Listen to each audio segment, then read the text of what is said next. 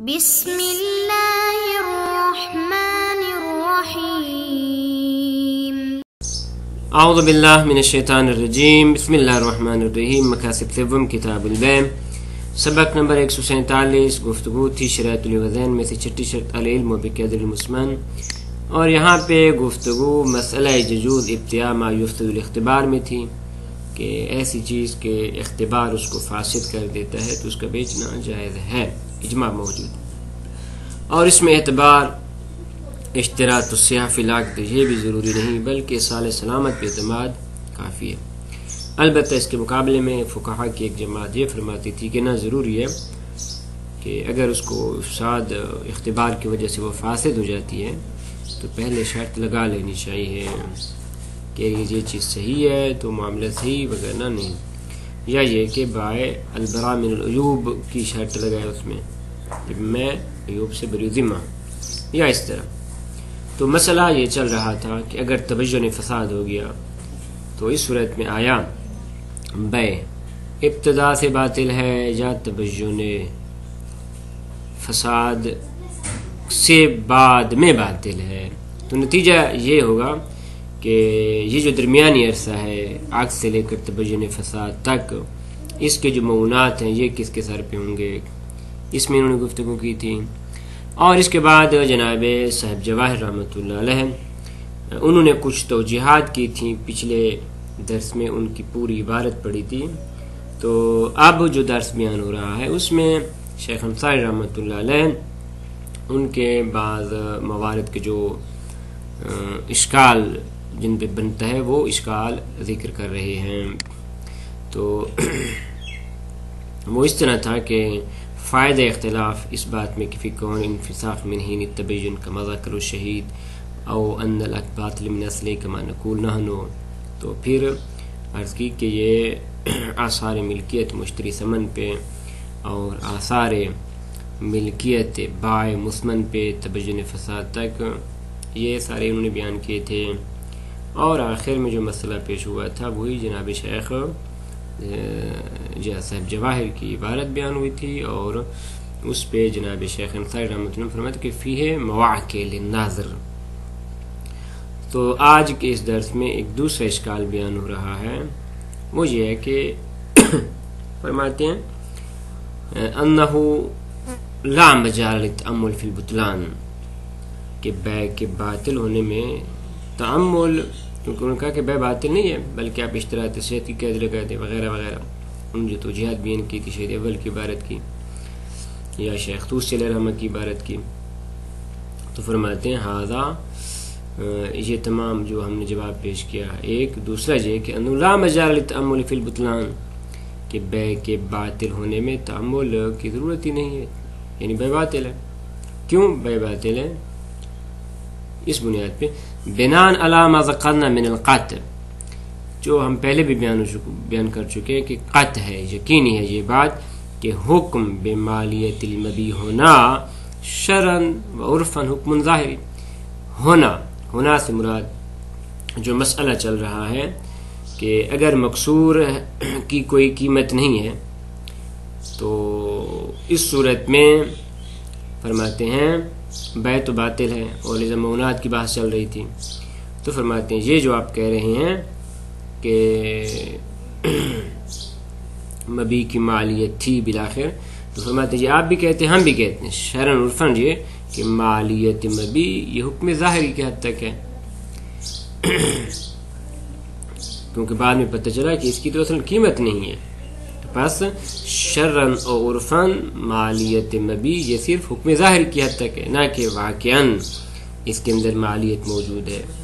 اور ادھر بتمول العوضین واقعاً شرط واقعی لا علمی، اور یہ جو ہم کہتے ہیں کہ عوضین مال ہونے چاہیے، مالیت رکھنے والے ہونے چاہیے، فرماتے ہیں شرط واقعی ہے نہ شرط علمی، جیسا کہ اس کی مثال نماز کے مسئلے میں اس طرح ذکر کرتے ہیں کہ بدن کی نجاست یہ شرط واقعی نہیں ہے بلکہ شرط علمی ہے، لذا اگر آپ نے نماز پڑھ لی، نماز پڑھنے کے بعد آپ کو پتہ چلا کہ اوہو بدن نجس تھا یا لباس نجس تھا، تو فقہا فرماتے ہیں آپ کی نماز صحیح ہے، کیونکہ مہم علم ہے. چونکہ آپ کو پہلے پتہ نہیں تھا، بعد میں پتہ چلا تو کوئی حرج نہیں. لیکن اس کے مقابلے میں اگر آپ نے نماز پڑھ لی ہے اور بعد میں آپ کو پتہ چلا کہ آپ کا وضو نہیں تھا، تو فرماتے ہیں اس صورت میں نماز باطل ہے، نماز دوبارہ پڑھنے پہ. کیوں؟ کیونکہ فرماتے ہیں وہ شرط واقعی ہے. تو یہاں پر بھی یہی مسئلہ ہے کہ یہ جو آپ کہہ رہے ہیں مال عوضین میں جو مال ہے وہ شرط واقعی ہے، نہ کہ مال علمی ہے. تو پس جب شرط واقعی موجود نہیں، مالیت موجود نہیں، تو بے باطل ہے. وَلِذَا لَمْ يَتَأَمَّلْ ذُو مُثْقَى فِي بُطْلَانِ بَيْعٍ. لذا چند مثالیں پیش کرتے ہیں. فرماتے ہیں وہ شخص کی جو تھوڑا بہت بھی فقہ کو جانتا ہو وہ اس میں تأمل نہیں کرتا. کس میں؟ کہ بے من بان حرن او ما بان خمرن. ایسی بے کہ بعد میں پتہ چلا کہ وہ حر ہے، آزاد ہے، یا بعد میں پتہ چلا کہ جو مشروب بیچا گیا یہ خمر ہے، تو فرماتے ہیں کہ بے باطل ہے. کیوں؟ کیونکہ حر اور عبودیت فرماتے ہیں یہ شرط واقعی ہے، اس نے خمر. تو ہمارا مسئلہ بھی ایسے ہی ہے وغیر ذالک. اس کے لیے اور بھی مثالیں ہیں. اذ انکشاف فقد العوض مشترک بینہما. کیونکہ عوض کا موجود نہ ہونا مشترک کے بینہما، حر خمر اور ہمارے مسئلے میں بھی ایسا ہے کہ چونکہ وہ ایسی چیز ہے کہ جس کی مالیت نہیں، بین اس طرح جس طرح حر کو بیچا گیا، حر کی کوئی قیمت نہیں ہے، خمر کی کوئی قیمت نہیں، یہاں پر بھی ایسی ہے، لذا بے باطل ہے. ثم ان الجمع بین عدم خروج عن المالیہ و بین عدم القیمہ لمکسور بما لم یفهم. فرماتے ہیں جو جناب صاحب جواہر نے اپنی عبارت میں ذکر کیا ہے کہ یہ چیز مالیہ سے خارج نہیں ہوئی، ٹھیک، اور پھر ادھر آپ کہتے ہیں کہ مسئلہ اس میں ہے کہ مکسور کی قیمت نہیں ہے، کیونکہ اصل مسئلہ اسی میں ہے. تو یہ کیسے جمع ہو سکتے ہیں؟ مما لم یفهم، یہ سمجھ میں آنے والی بات نہیں ہے کہ مالیت بھی چیز نہیں رکھتی اور مکسور کی قیمت بھی نہیں ہے، مگر اس طرح توجیہ کریں. فلعلہ، شاید ان کی مراد اراد الملکیہ، یہ جو فرماتے ہیں مالیت نہیں ہے یعنی ملکیت نہیں ہے، یہ مراد ہے شاید ان کی. یہ اشکال ہے. اس کے ایک اور اشکال بھی ہے، وہ یہ کہ آپ نے کہا کہ عرش سمن ہے، یہ ایک دفعہ سمن بطور سمن جا رہی ہے اور ایک دفعہ سمن بطور عرش جا رہی ہے. تو فرماتے ہیں ایسی عرش ما بالتفاوت قیمت المستوعب للثمن کے جو پوری کی پوری قیمت کو ڈھانپے ہوئے، سمن کو ڈھانپے ہوئے، لا یخلو تصور و اشکال، اس کا تصور کرنا بھی اشکال سے خالی نہیں ہے. کیوں؟ لأن العرش کما صرح به، جیسا کہ فقہا نے بالصراحت اس کی تعریف بیان کی ہے، عرش تفاوت ہے ما بین قیمت الصحیح والمعیب، معیب اور صحیح کی قیمت کے درمیان جو تفاوت ہے اس تفاوت کو عرش کہا جاتا ہے. نام ذکر العلامہ فی التذکرہ والتحریر والقواعد. تو فرماتے ہیں پس یہ تفاوت عرش ہے. خوب، تو جب تفاوت عرش ہے تو فرماتے پوری کی پوری سمان عرش ہو سکتی ہے، اس کا تصور مشکل ہے. البتہ علامہ نے تذکرہ میں، اسی طرح اپنی کتاب تحریر میں اور قواعد میں اس طرح بیان فرمایا، ایک مسئلہ وہاں پہ بیان فرمایا کہ وہاں پہ ممکن ہے ان المشتری للعبد الجانی عمدا یتخیر مع الجہل بین الفسخ. فرماتے ہیں عبد نے جنایت کی ہے اور مشتری اس کو خرید رہا ہے، اور عبد نے جو وہ جنایت کی وہ بھی عمدی صورت میں کی ہے. تو جب عمدی صورت میں کی ہے تو ضروری ہے کہ اس کی پھر وہ دیت دے یا اس کا قصاص لیا جائے. اور یہ جو مشتری خرید رہا ہے اور اسے پتہ نہیں تھا کہ اس نے اس قسم کی جنایت کی ہے یا نہیں کی، تو یہ تخیر ہے، اختیار ایسے بین الفسخ، فسخ کر دے. تو جب فسخ کرے گا تو فیسترد الثمن، تو قیمت لے گا، کیونکہ جب یہ عبد واپس ہو رہا ہے تو اس کی تمام قیمت واپس آ گئی. اور طالب العرش یا ما بالتفاوت لے تو فإن استوب الجنایہ القیمہ، پھر فرماتے ہیں کہ اگر یہ جنایت جس نے کی تھی یہ پوری کی پوری قیمت کو شامل ہے تو نتیجہ یہ نکلے گا کہ کان العرش جمیع الثمن، تو عرش یہ پوری کی پوری ثمن بن جائے گی. تو اس مسئلے میں عرش پوری کی پوری ثمن کو ڈھانپ رہا ہے. تو اس طرح اس کی توجیہ ہو سکتی ہے. وقد تصدى جامع المقاصد لتوجیہ عبارت القواعد فی هذا المقام بما لا يخلو عن بعد. صاحب جامع المقاصد نے اس بات کو سمجھانے کے لیے کہ ثمن ممکن ہے عرش پوری کی پوری ثمن ہو، اس کی انہوں نے کچھ توجیحات بیان کی ہیں کہ فرماتے ہیں شیخ رحمۃ اللہ فرماتے ہیں کہ وہ اشکال سے خالی نہیں ہے، لیکن یہاں پہ انہوں نے ذکر نہیں کی. فراج آپ جائیں اور جامع المقاصد میں جا کر دیکھیں، انہوں نے بیان نہیں کی، ہم بھی بیان نہیں کرتے.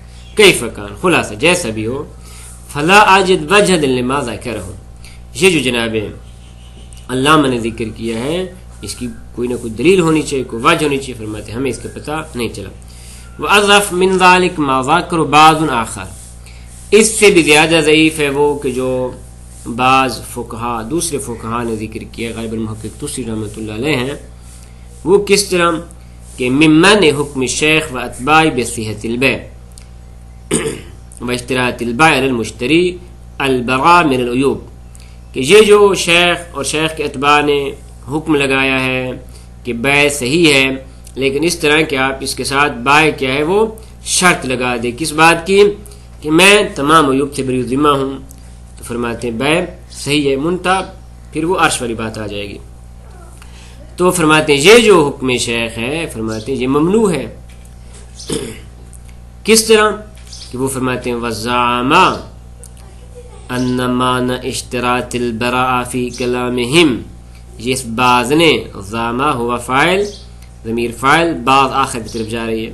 اس کا معنی یہ کہ یہ جو فرماتے ہیں کہ اشتراط البراء، فرماتے اس سے مراد یہ ہے کہ بائع نہ بلکہ مشتری بائع پہ شرط لگائے کہ آپ جو چیز مجھے بیچ رہے ہیں یہ عیوب سے خالی ہونی چاہیے تب میں اس کو خرید رہا ہوں. اشتراط المشتری علی البائع البراء من العیوب، تو فرماتے ہیں فیکون مرادفا لاشتراط الصحہ، تو اس کے نتیجے میں فرماتے ہیں اشتراط صحت کے مرادف ہو جائے گی. لیکن شیخ انصاری رحمۃ اللہ فرماتے ہیں اس طرح کی شرط لگانا صحیح نہیں ہے. وانت خبیر بفساد ذلک، اس کے فاسد ہونے کے بارے میں آپ جانتے ہیں. بعد ملاحظت عبارت الشیخ والاتباع، شیخ طوسی اور ان کے اتباع کی عبارت کا ملاحظہ کرنے کے بعد کہ فإن کلامہم ظاہر او صریح، کہ ان کی جو کلام ہے ظہور یا صراحت رکھتی ہے کہ ان المراد براءۃ البائع من العیوب، فرماتے ہیں بائع اپنے آپ کو عیوب سے بری ذمہ کر رہا ہے، یہ مراد ہے للمشتری. لیکن پھر مزید فرماتے ہیں کہ لم اجد فی کلام الشیخین، کہ میں نے شیخ طوسی اور شیخ مفید علیہ الرحمہ کی کلام میں والمحکی عن غیرہما، اور ان دونوں سے کے علاوہ باقی کی جو عبارات ہیں ان میں لم اجد تعرض لذکر حاذ الشرط، کہ وہ درپے ہوئے ہوں اس شرط کے ذکر کے فی خصوص ما لا قیمت لمقصور ہی. فرماتے ہیں اگر مقصور کی کوئی قیمت نہ ہو اس بارے میں ان کا یہ شرط ذکر کرنا، فرماتے ہیں یہ چیز ہم نے نہیں پائی. ہاں جو کچھ پائی ہے وہ یہ ہے کہ اگر مقصور کی قیمت ہو تو، یعنی اس شک کے پہلی شک میں، تو یہاں پہ ممکن ہے ہم کسی نہ کسی طریقے سے شیخ ان کی اتباع کی عبارت کی توجیہ کر سکیں. البتہ انہوں نے پھر اس کی وضاحت نہیں کی.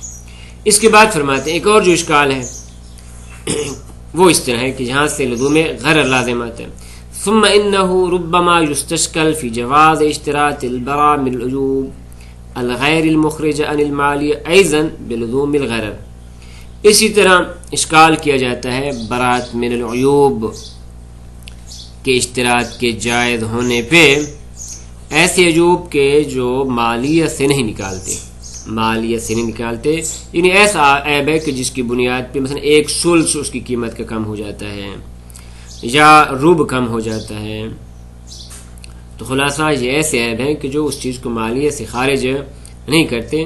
تو فرماتے وہاں پہ فرماتے ہیں البراء من العیوب کی شرط لگا دینا یا اس اشتراط کو جائز قرار دینا یہ مشکل ہے. کیوں؟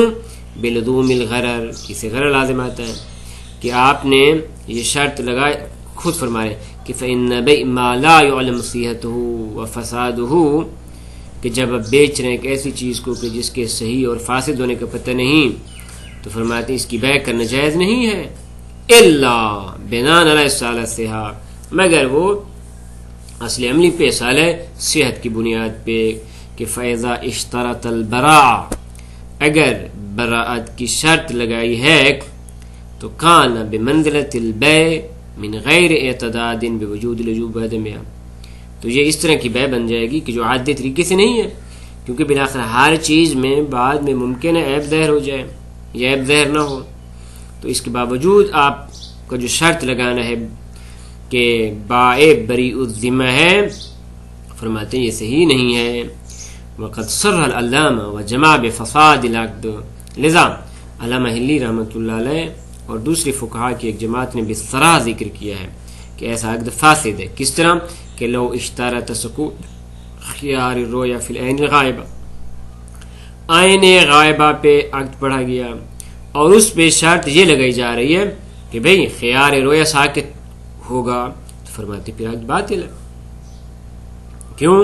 کیونکہ فرماتے جی تو اصل وکلائی ہیں کہ جو بھی چیز آپ بیچ رہے ہیں اس کے اندر عیب نہیں ہونا چاہیے، اور بالفرض اگر بعد میں عیب پیدا ہو گیا تو خیار ہونا چاہیے. وسیجی توضیح، اس کی مزید وضاحت فرماتے فی باب الخیارات، باب خیارات میں ذکر ہوگی جلد 4 میں. وصلی اللہ علی محمد و اہل بیتہ الطیبین الطاہرین.